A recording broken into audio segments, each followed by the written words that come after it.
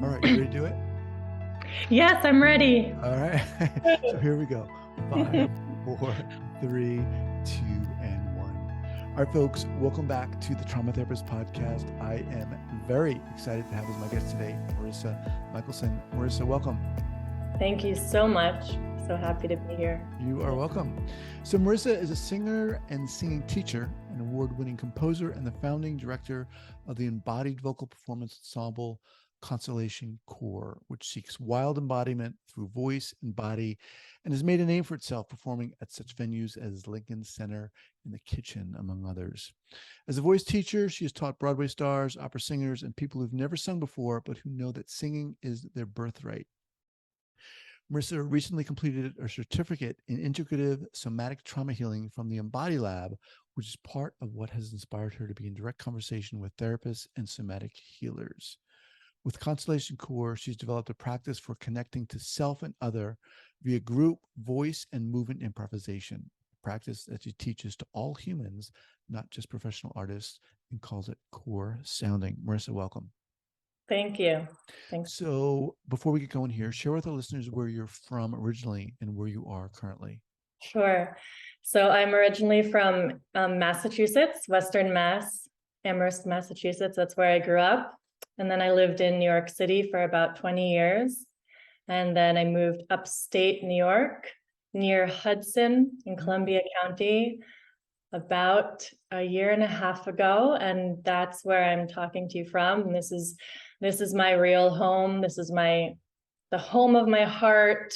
Nature is all around, and it's beautiful. It's a wonderful place to get settled in the nervous system, and also to do the kind of body and singing work that I do, which is actually directly inspired by creatures, animals, the flow of water, the kind of movement of leaves in the breeze. And so moving upstate has been, beautifully opening for my path and the work that I do, and hugely supportive. And that's where I am now.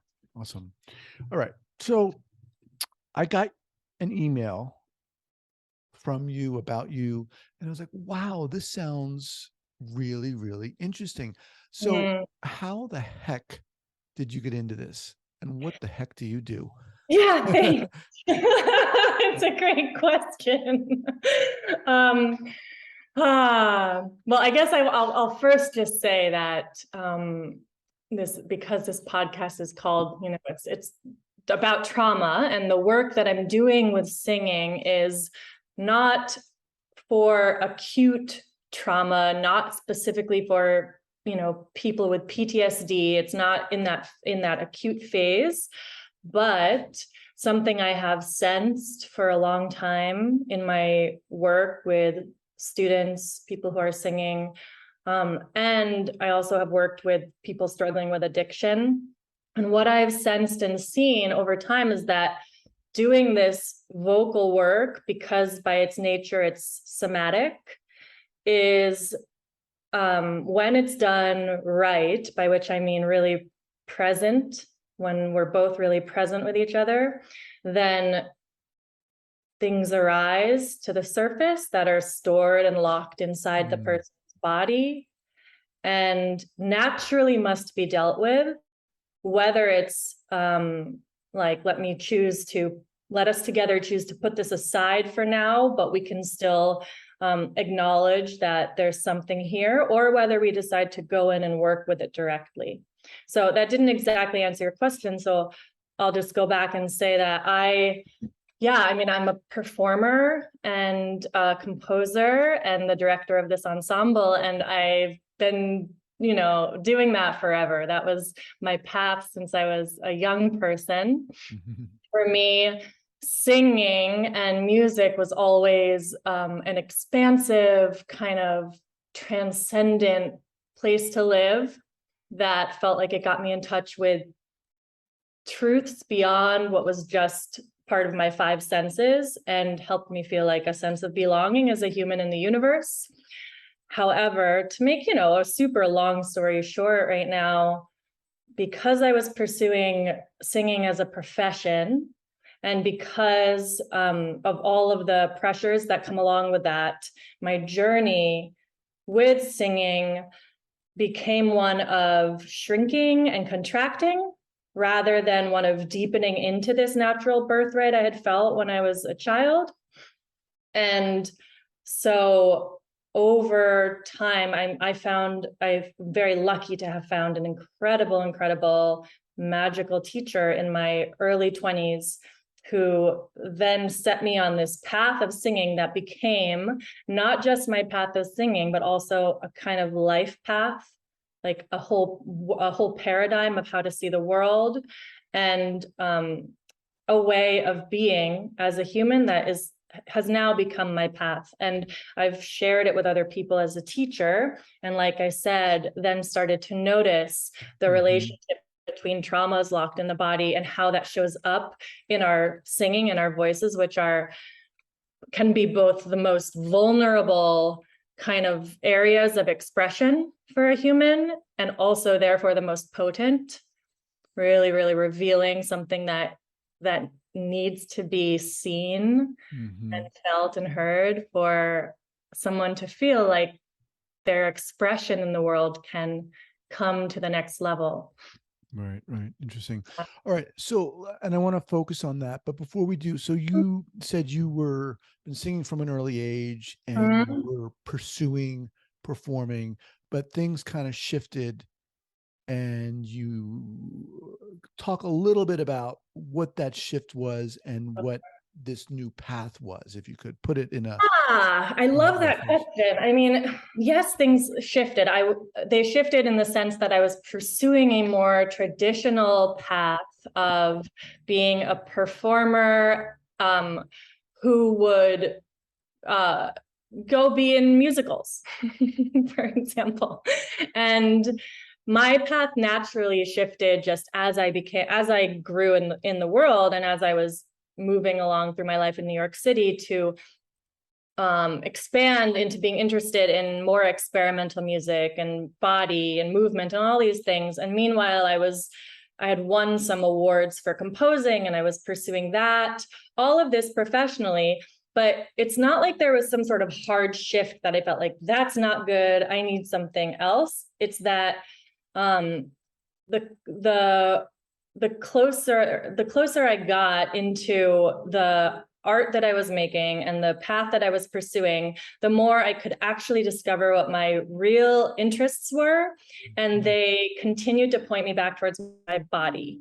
So the performer's body is their instrument. And as a composer, while my instrument for a long time was the piano, it was also my voice. And over time, I just became more and more interested in like, what lives here in my body and voice? Like, if there were nothing else for me, like if all the tools are taken away and here I am just as a human body, what can I explore here and what can I discover here? And then it became, and how can I do that with other people? And that's when I started to found this Constellation Chor group, where it was professional performers at the time, and it still is. I mean, that's still happening. It's still going well. There's still, performances and whatnot. But the central inquiry there is like, how do we be together with other humans, honoring our own bodies, connecting to our own bodies, and all of the traumas, challenges, pains, and joys that can arrive in that space when we're together. And so because that question became more and more important to me, that's when I just shifted my attention towards working with the ensemble. And it's so fulfilling for me. It's almost like the same thing in a way. I was never interested in performing really for like acclaim or fame or anything. It was always like, what are these questions at the center of body, music, and being human? Does that answer the question? Yeah, it does. So talk to me specifically about when you started noticing traumas arise?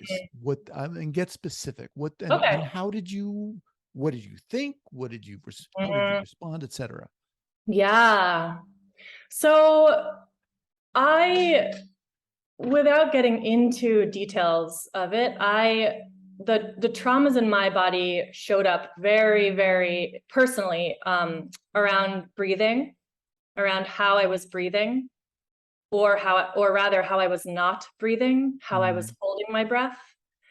And in, more traditional singing spaces, while there might be an emphasis on like, take in a deeper breath, lower your breath, that never worked for me. It never felt like I could actually either do it. My body didn't understand how to take a deeper breath.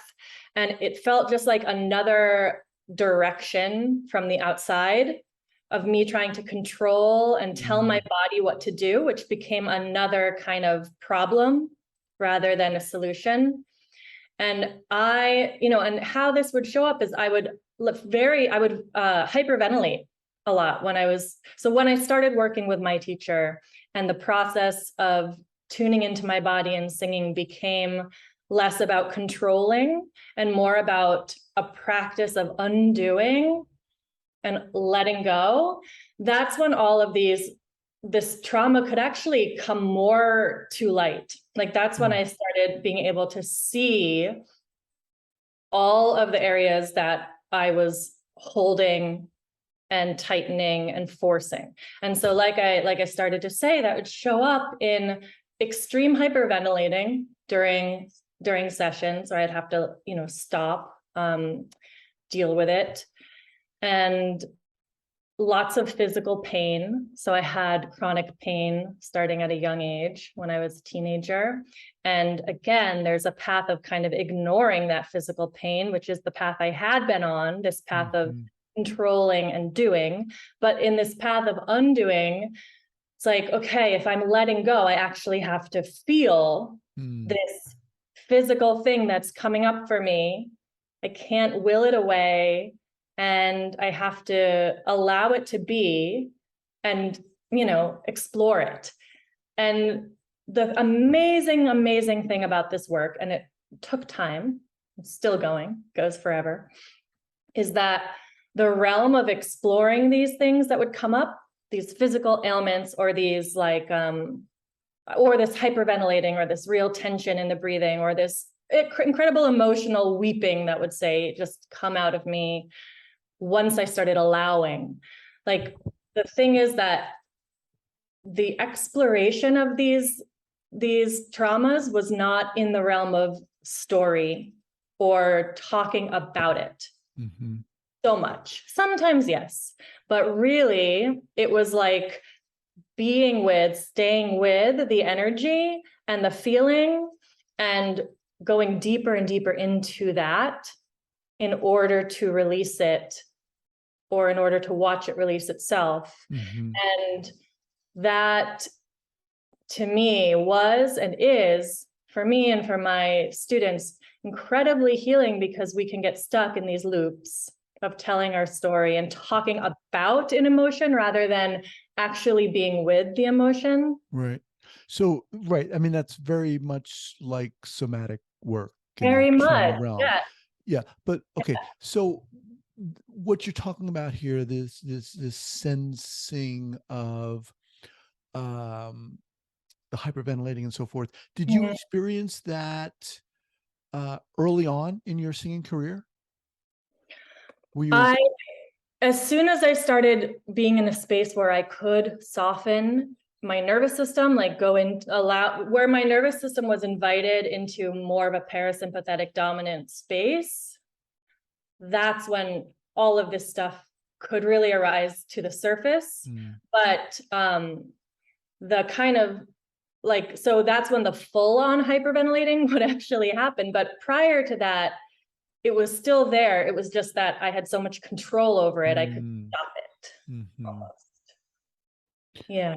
Okay. So you have these experiences, you begin to notice this. At what point do you say to yourself, I want to, or did you, I want to work with my students in this way? When does this Yeah. become a thing for you? Yeah, I mean, it started to, it was gradually a thing over time because it was what was naturally happening. Healing was naturally happening. People would come to me to be able to audition better and get cast in a Broadway show. But instead, I mean, sometimes they would get cast in a Broadway show. It wasn't like I ruined them or anything, but instead what would happen became so much deeper and more fulfilling, which would be like incredible healing that people would start to share about, getting to experience in this singing work that they weren't experiencing in even therapy, for example. Okay, give me an example.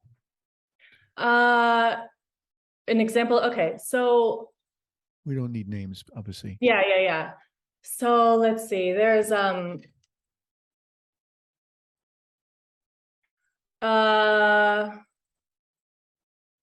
have a student who had a lot of held trauma in their body because of an early death of a family member, let's say.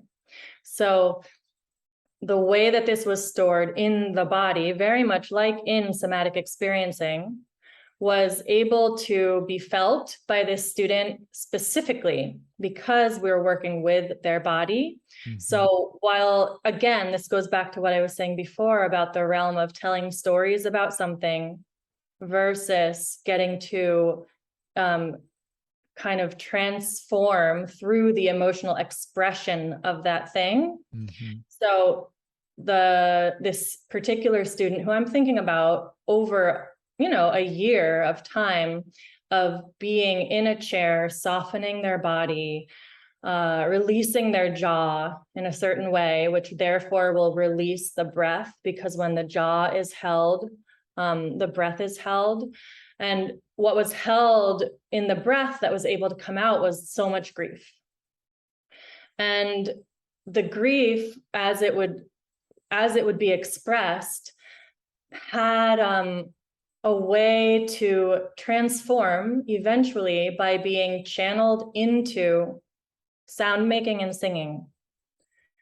And so that kind of creates an experience in the body of getting to feel what's there, be with it, and then instead of talking about it, actually turn it into something. You could call it art.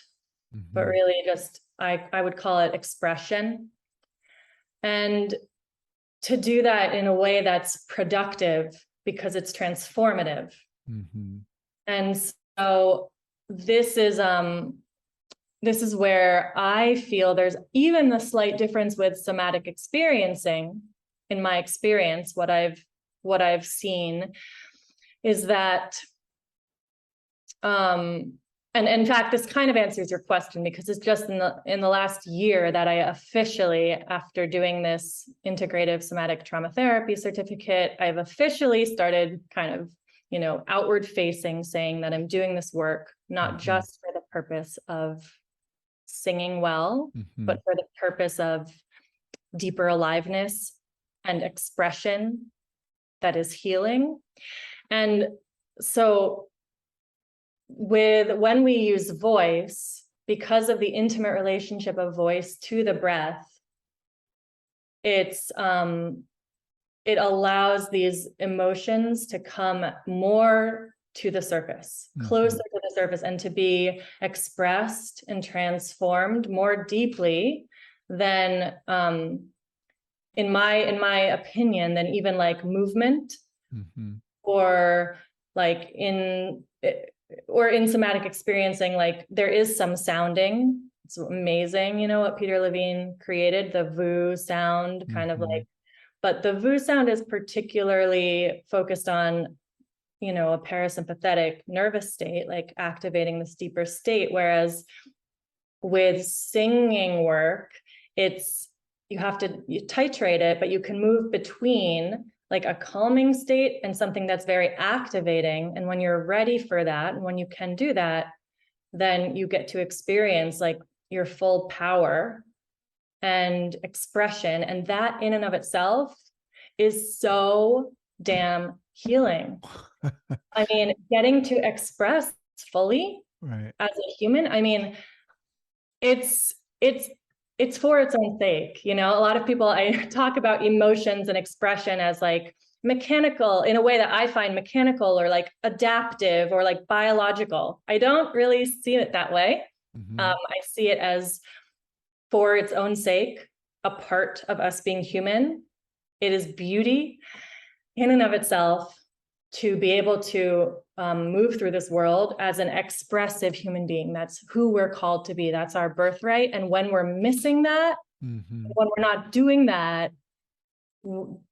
often it's that there's a stuckness and a held backness. And which is true for many of us, if not most of us. Yeah. Most right. Trauma, not trauma, most of us. Yeah. But yeah, that's true. That's true. When you were talking about that example of that person who experienced grief, were you working with that person under the auspices of helping that person move through this, or was this like, come to me, I'm going to help you sing type thing, and this emerged? Come to me, I'll help you sing. It turned out that this person had a fair amount of trauma associated with their singing path. But it was like, come to me, I'll help you sing. And then this is what's so amazing is that, like I said at the beginning, it's like, if we're honoring the body, which we must, if we're talking about authentic singing, because it comes from our body, or even authentic speaking, if we're really present with and honoring the body, we're going to see what's there. And so, yes, they came to me for singing, and what we found was there when I would ask them to soften and let go, then what would arise right to the surface is this grief, for example. And that's and then it has to be dealt with. And then it's like, how are we working with that? And what doesn't help is to say, oh no, that's not really, let's do that, like that's not singing, or and that's not what we're doing here. It's like, if we're actually here to express, to sing, to be in our body, then we have to also be willing to be with what is in our body and what is coming up. Yeah. It's first of all, you're a pretty amazing person. I just want to say that, and you're really inspiring. And it's just listening to you talk about the importance of authenticity in the voice and expression and so forth is really resonating with me, because it's a lot of what I talk about on this podcast, and it's a lot of what a lot of therapists don't acknowledge initially, right? There's all this attention, a majority of attention focused on, we're going to learn this technique and that technique and that technique. Right. Having said that, when did you just realize from the get-go the importance of being present and being authentic as a singer, or was that something that unfolded for you? It unfolded for me through my own painful process of feeling disconnected from my own body. And as far as how I could tell that I just knew. That was just causing me my own sense of grief. That was something that I could feel. Like I was hyper vigilant for a lot of my early life. And I was so kind of self-aware of that hypervigilance that I would watch myself craft my expression on my face a certain way to hide what I was feeling. Or, I would feel myself hold my body a certain way to hide what was really happening inside of me. And that feeling of hiding, because it caused me so much physical pain, it was so uncomfortable, and I didn't know how to change it. And that was just as a person in general walking through the world, but it came to a kind of clarity through singing, because singing is, first of all, it's about expressing. I was trying to express, and I felt in my body inauthentic doing so. I could feel my pushing. I could feel my people pleasing. I could feel my trying to prove something. I could feel my trying to impress people. I felt everything except present. I only felt, the kind of like what I want to be doing, how I want to be impressing and pleasing, the kind of voice I wish I had, along with the grief of noticing that, like the grief of noticing that I'm not here. I'm not really here. And it was hard at first to let go of that, because the process meant that I had to be willing to hear myself sound, quote unquote, not good. I had to hear myself sound like, weaker than I wanted to, not as strong and powerful. I had to face that if I let go of different physical holdings in my body, I might just cry for an hour, not sing. And I had to go through a whole process of understanding that is the only way to get to where I want to go, which is an authentic relationship with myself as an expressor in the world, and even just as a person in the world. And it's not like I walk around all the time now, just like, aha, I'm just totally, everything's authentic in every moment or anything like that. But for me, it was a real process of deepening into my body and gaining very specific tools for how to do that. Even if it's just at a most basic level, to notice like, oh, I'm talking to someone now out in the world, and I'm feeling like a kind of forward motion tension come into my back, and I'm tightening in my body. And to be able to feel that, and then invite myself to pause and give myself permission to actually slow down when I'm talking to someone. No need to impress or like prove a point about being alive. And that's not an idea that came from my mind. It's something that I became comfortable with over time of practicing, developing a relationship with my body where I'm listening and trusting, and then also taking action to give my body what it's asking for, to prioritize that over these other things that take us out of ourselves. Let me just remind everyone that I'm speaking with Marisa Michelson.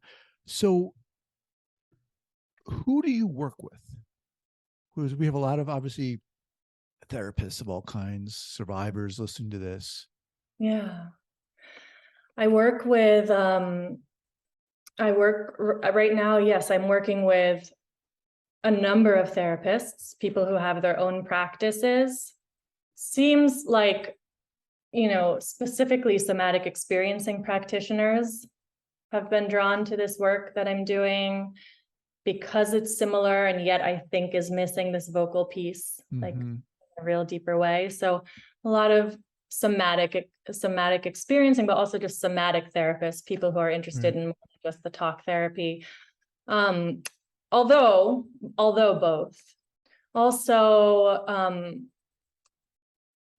people who work with bodies, but haven't used voice in their experience, so like physical therapists, massage therapists, people who are doing different movement practices, often with their own clients, often in clinics with people who have trauma. And yogis, people who are interested in breath work. I see it as, in some ways, for practitioners, for therapists, it's like supplemental, because like I said, I feel that there's this missing piece, this underutilized piece when it comes to voice and the power of voice. It's almost like it's so vulnerable and so fucking healing that it's like we forget, or we're afraid of it. And so I feel, grateful and excited that I can offer this piece to people who are doing such incredible work, healing work in the world. Right. And then also people who love to sing and want to sing, but have found themselves afraid of singing, or who have some sort of sense that their traumas will come up when they sing, and then they don't really have people to go to because, like I said, it's compartmentalized a lot. Right. And so these people end up, at least lately, coming to me because I can hold it. I can be with it. I've had experience with that. And do you work one-on-one? Do you have online programs? How do people work with you?